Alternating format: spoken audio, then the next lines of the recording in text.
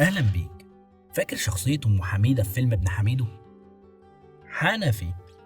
أكيد افتكرتها، بس كتير من الناس ما يعرفوش اسمها. كل اللي ممكن نفتكره عنها إنها الست أم حميدة سيدة البحار.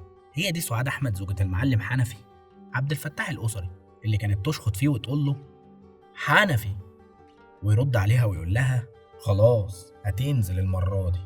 المونولوجيست والممثلة خفيفة الظل، كوميديانة جبارة. ممكن ما تكونش تعرف اسمها، بس أكيد ضحكت على الأدوار ليها كتير في أفلام قديمة. النهاردة هنتكلم عن قنبلة الكوميديا التلقائية، الفنانة اللي كانت دايما بتسرق الضحكة من وش الجمهور. سعاد أحمد كانت بتنافس ماري منيب في دور الحما. لا، ده كمان ماري منيب كانت بتغير منها. سعاد على مدار 28 سنة شاركت في أكتر من 50 فيلم، كان معظم أدوارها بتجسد فيه دور الحما النكدية. ورغم مشوارها الفني الطويل، إلا إنها ما حصلتش على حقها من الشهرة والتكريم.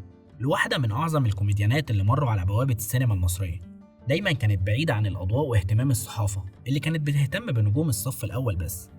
حياة سعاد أحمد مليانة حكايات، وإحنا النهاردة هنحكي اللي ممكن يتقال لأول مرة. لو أول مرة تشوفنا وعايز تعرف أكتر عن حكايات النجوم المنسيين وتعيش سحر الزمن الجميل، ما تنساش تشترك في القناة وتفعل علامة الجرس علشان يوصلك كل جديد. ويلا نكمل الفيديو سوا ونعرف مين هي أم حميدة سيدة البحار.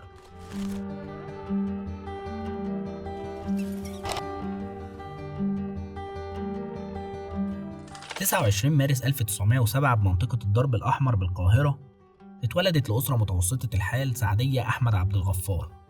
والدها كان بيشتغل نجار، وأمها كانت بتشتغل خياطة. كانت عايشة حياة مستقرة وسط أسرتها لحد ما بقى عندها 13 سنة، ومن السن ده بدأت سعاد رحلة مع الكفاح.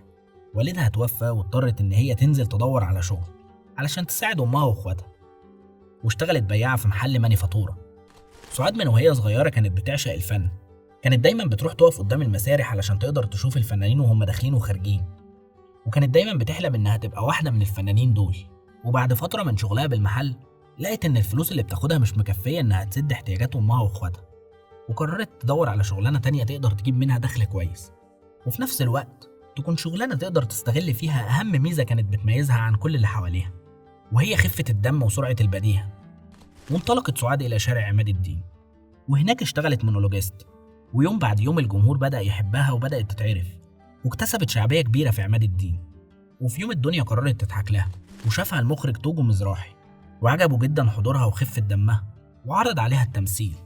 في الأول سعاد رفضت، بس بعد إلحاح منه وإنه قال لها إن أنت فعلا موهوبة وهتبقى ممثلة كبيرة جدا، وهنا قررت إن هي توافق. وبدأت مشوارها الفني والسينمائي بأول فيلم ليها، العز بهدلة، وده كان سنة 1937. وقدرت تلفت الأنظار ليها وتثبت إنها فعلا موهوبة وقادرة تضحك الناس.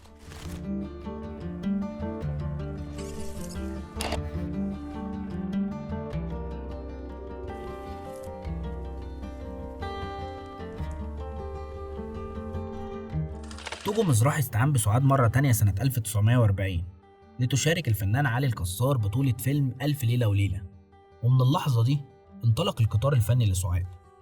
فعلى مدار 28 سنة بلغ رصيدها الفني أكتر من 51 فيلم، وجسدت في معظم أدوارها دور الحما خفيفة الظل، وجمعت في أدوارها ما بين الطيبة والشر. في الفترة دي كانت ماري منيب محتكرة دور الحما في السينما المصرية، بس سعاد قدرت إنها تنافسها على الدور ده، اللي كان وقتها ماركة مسجلة باسم ماري. اتقال في الوقت ده إن ماري كانت بتغير من سعاد وبتتضايق إنها بدأت تاخد منها الدور في أفلام كتير، بس الكلام ده ما كانش صحيح، لأن ماري وسعاد هم قدموا دور الحما، بس كل واحدة كان ليها الطابع الخاص في تقديم الشخصية. كل واحدة فيهم بتقدر تأدي الدور بطريقتها الخاصة، وده كان مكسب كبير للسينما المصرية في الوقت ده.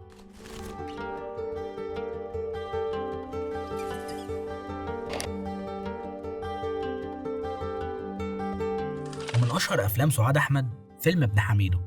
وفي كواليس الفيلم بنلاقي إن بطل الفيلم الفنان الكبير إسماعيل ياسين، اللي جمعته بسعاد صداقة كبيرة، قال شهادة كبيرة في حق سعاد، اللي وصفها في أحد حواراته وقال سعاد كانت تلقائية بطريقة رهيبة، واحنا بنصور مشاهد فيلم ابن حميدو كانت بترتجل إفيهات من دماغها مش مكتوبة في السيناريو أصلا. وكمل وقال سعاد من أهم الفنانات في الوقت ده اللي عندهم موهبة الارتجال على الهوا، لدرجة إن مخرج الفيلم فطين عبد الوهاب كان بيقول لها ارتجلي كمان وكمان. لأنه كان متأكد إنها هتقدر تضيف للفيلم مش هتنقص منه.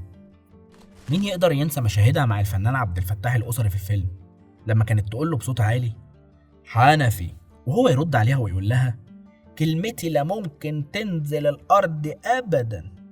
وهنا بترد عليه أم حميدة بكل عنف وتقول له حنفي، ويقول لها خلاص هتنزل المرة دي، لكن اعملي حسابك المرة الجاية لا ممكن تنزل الأرض أبدا.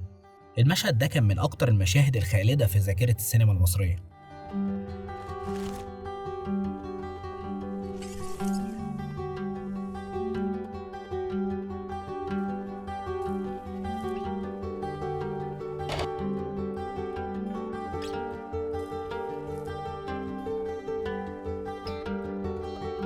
من أشهر الأفلام اللي شاركت فيها سعاد أحمد ابن حميدو، لهاليبو، غرام وانتقام، سمارة، عنتر ولبلب، ال5 جنيه، الأفوكاتو مديحة، صاحبة العصمة. كل دور كانت بتقدمه سعاد كانت بتقدر تسيب فيه بصمتها الخاصة. سعاد برغم إن دايما كانت أدوارها بسيطة إلا إنها كانت قادرة تخطف الأنظار والأضواء عن أي نجم بيقف قدامها. سعاد أحمد بقت رمز للكوميديا البسيطة اللي بتدخل القلب من غير استئذان. دورها في السينما كان مختلف عن أي حد تاني لأنها كانت بتقدم الشخصيات بكل حب وتلقائية.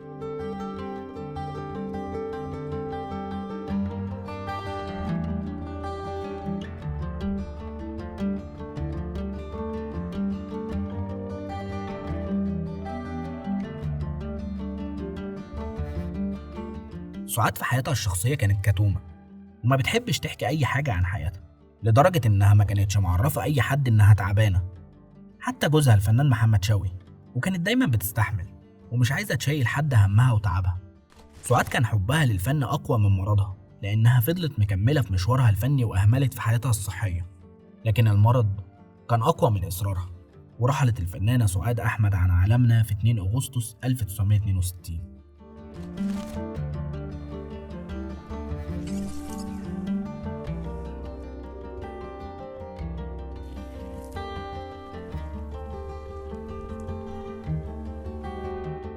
وفاتها كانت صدمة للكل داخل الوسط الفني وخارجه، ورحيلها سبب حزن كبير لجوزها الفنان محمد شوقي اللي عاش في عزلة تامة لأكتر من سنة، ما كانش قادر يستوعب ولا مصدق إن حب حياته راح، إلا إن أصدقائه قدروا يخرجوه من الحالة دي بصعوبة شديدة.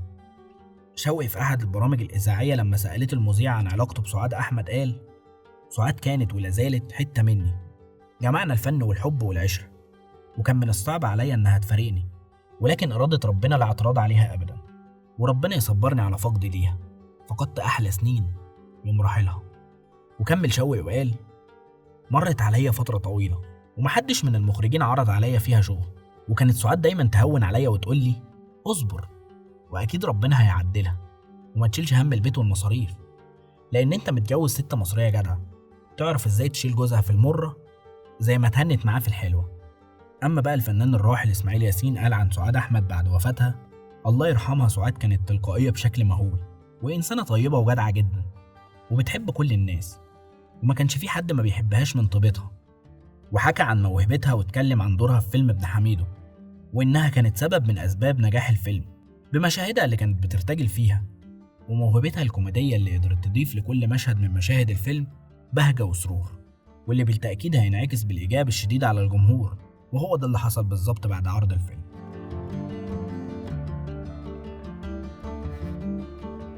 سعاد أحمد رحلت وتركت إرث فني كبير في تاريخ السينما المصرية.